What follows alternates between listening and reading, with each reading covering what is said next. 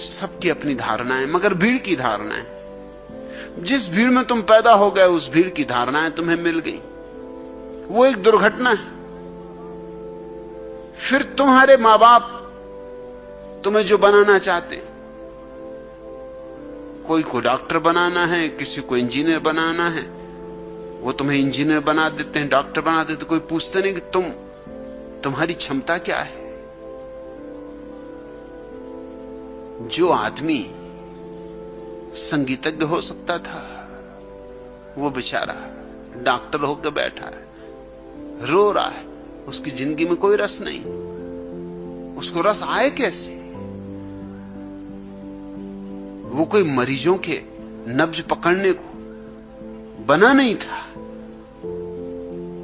उसने तो तार छेड़े होते वीणा के तो उसके जीवन में रसधार बहती, मगर वीणा बजाने से रोटी रोजी नहीं मिलती, भूखा मरना पड़ता है। कौन बाप चाहता है किसी का बेटा भूखों मरे? कौन झंझट में डाले अपने बेटे को? डॉक्टर बनो, तो उसको डॉक्टर बना दिया है।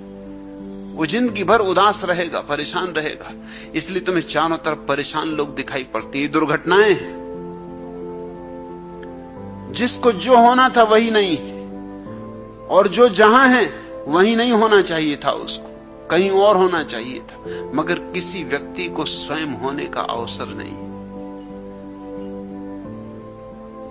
एक सम्यक मनुष्यता तब पैदा होगी जब हम प्रत्येक बच्चे को मौका देंगे स्वयं होने का, फिर चाहे वो कुछ भी होना चाहे।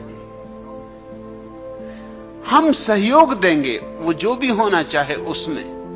अगर वो चित्रकार होना चाहता तो चित्रकार होने में सहयोग देंगे।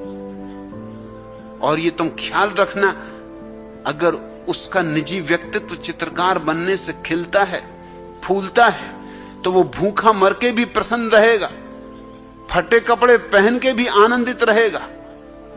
और तुम जबरदस्ती उसे सम्राट भी बना दोगे, और अगर उसके व्यक्तित्व का उससे तालमेल नहीं बैठता तो वो सिंहासन पर भी रोएगा, परेशान होगा, दुखी होगा। उसे सिंहासन सुख नहीं दे सकता। इस दुनिया में इतना दुख इसीलिए है, मगर तुम्हारे महात्मागण इस दुख का फायदा उठाते। वो कहते हैं हम पहले ही से कह रहे हैं कि जीवन में दुख है, ये देख लो। इतना दुख नहीं है जीवन में जितना है, इसमें से 99% पैदा किया हुआ है। वो हमारा कृत्य, क्योंकि हम किसी व्यक्ति को वही नहीं होने देना चाहते जो वो है।